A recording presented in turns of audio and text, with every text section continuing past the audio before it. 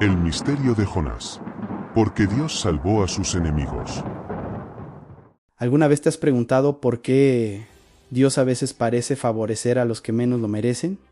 Incluso a los enemigos de su propio pueblo. La historia de Jonás es una de las más conocidas de la Biblia, pero debajo de la aventura del gran pez y la ciudad arrepentida se esconde una verdad profunda y para muchos bastante incómoda sobre el carácter de Dios. Para entender el dilema de Jonás, primero tenemos que entender quiénes eran los habitantes de Nínive. No eran simplemente extranjeros o un pueblo rival.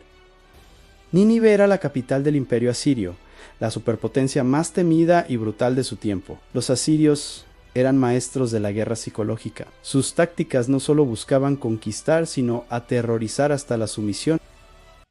Los relieves históricos que han sobrevivido hasta hoy nos muestran escenas escalofriantes a prisioneros desollados, vivos, rebeldes empalados en estacas fuera de las murallas de sus ciudades, poblaciones enteras deportadas y esclavizadas. Eran famosos por su crueldad sistemática. Para un israelita como Jonás, Nínive representaba la encarnación del mal, una amenaza directa y existencial para su pueblo. Eran, sin lugar a dudas, el enemigo. Así que, imagina la escena. Jonás, un profeta de Dios, recibe una orden directa del cielo al levántate y ve a Nínive, aquella gran ciudad, y proclama contra ella porque su maldad ha subido hasta mí. La reacción lógica de cualquiera en su posición sería pensar, finalmente Dios va a destruir a nuestros opresores. Voy a ser el mensajero de su justicia. Pero Jonás hace todo lo contrario.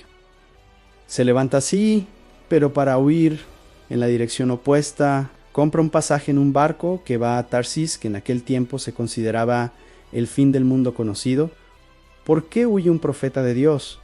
¿Acaso tenía miedo de los ninivitas? No, la Biblia nos da una razón mucho más profunda y sorprendente. Jonás no huye por cobardía, huye por teología. Él conoce a su Dios demasiado bien. Más adelante en el libro, cuando está discutiendo con Dios, Jonás le dice textualmente: yo sabía que tú eres un Dios clemente y piadoso, tardo para la ira y grande en misericordia, y que te arrepientes del mal. Esta es la clave de todo el libro. Jonás no quiere ir a Nínive porque sospecha, no. Está seguro de que si los ninivitas se arrepienten, Dios los perdonará. Y él, Jonás, no quiere que sean perdonados. Desde su perspectiva, merecen el juicio, merecen la destrucción. Él prefiere ver a la capital del terrorismo mundial reducida a cenizas antes que ser el instrumento de su salvación. Su sentido de la justicia nacionalista choca de frente con la misericordia universal de Dios. Así que Jonás se embarca tratando de escapar de la presencia de Dios, una idea absurda, como pronto descubrirá. Dios envía una tormenta tan violenta que el barco está a punto de hacerse pedazos. Los marineros paganos aterrorizados empiezan a orar a sus dioses y a tirar la carga por la borda.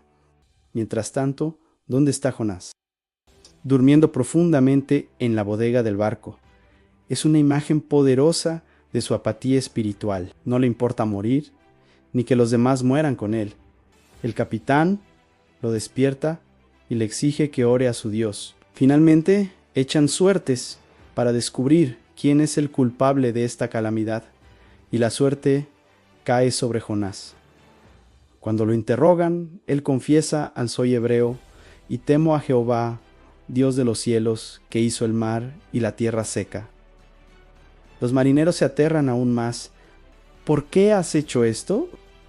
Le preguntan. Él les admite que está huyendo de la presencia de Dios y luego les da la única solución: antómenme y échenme al mar y el mar se calmará. Fíjate en la ironía. A los marineros paganos muestran más compasión por la vida de Jonás de la que Jonás muestra por los miles de habitantes de Nínive. Intentan remar hacia la orilla, pero no pueden. Al final, sin otra opción, oran a Jehová pidiéndole que no los haga responsables por la muerte de Jonás, y lo lanzan al mar. Inmediatamente la tormenta cesa. Pero Dios no ha terminado con su profeta rebelde.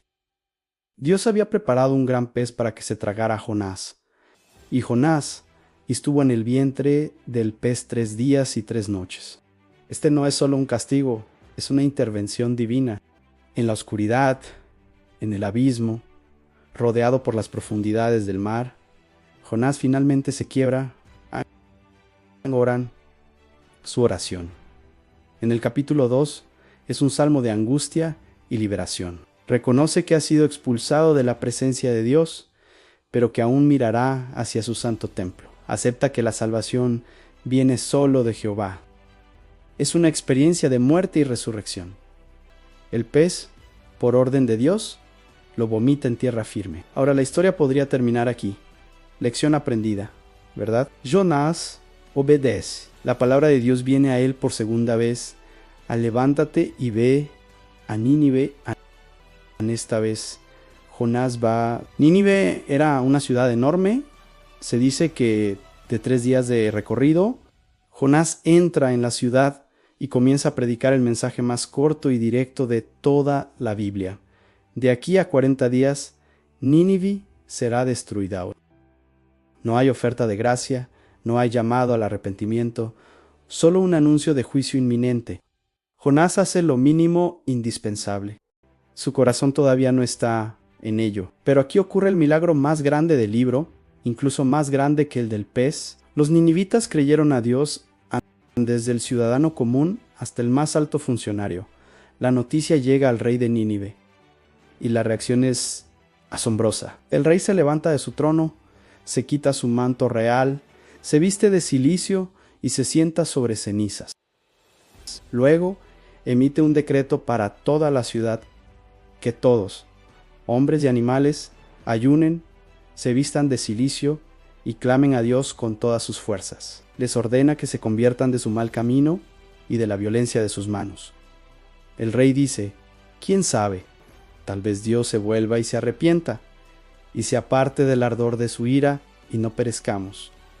Es un arrepentimiento nacional, total y sincero, y Dios vio sus obras, que se habían convertido de su mal camino. Y, tal como Jonás temía, Dios se arrepintió del mal que había dicho que les haría, y no lo hizo. La ciudad fue perdonada. Para la mayoría de nosotros, este sería el final feliz. El profeta predicó, los pecadores se arrepintieron, Dios perdonó, aleluya, pero no para Jonás. El capítulo 4 comienza con una frase impactante, An. Pero Jonás se apesadumbró en extremo y se enojó. An estaba furioso, tan enojado que quería morirse. Le reclama a Dios, ¿no es esto lo que yo decía estando aún en mi tierra? Por eso me apresuré a huir a Tarsis, porque sabía que tú eres un Dios clemente y piadoso, tardo para la ira y grande en misericordia. Su enojo confirma la razón de su huida inicial. No puede soportar la gracia de Dios extendida a sus enemigos. Jonás sale de la ciudad, construye una pequeña enramada y se sienta a esperar, casi con la esperanza de que Dios cambie de opinión y destruya la ciudad de todos modos. Y aquí es donde Dios le da a Jonás su lección final, una lección práctica sobre la compasión. Dios hace crecer una planta, una calabacera, que le da sombra a Jonás y lo alivia de su malestar. Jonás se alegró muchísimo por la planta. Pero al día siguiente, Dios envía un gusano que seca la planta. Luego, un viento sofocante y un sol abrasador golpean a Jonás hasta que vuelve a desmayarse y a desear la muerte. Entonces Dios le pregunta, ¿tú tienes lástima de la calabacera, por la cual no trabajaste, ni la hiciste crecer, que en una noche nació y en una noche pereció? La frase que no saben discernir entre su mano derecha y su mano izquierda usualmente se interpreta como una referencia a niños pequeños, o de manera más general, a la ignorancia espiritual de todo el pueblo. Estaban perdidos, moralmente confundidos, atrapados en un ciclo de violencia, y Dios sentía compasión por ellos.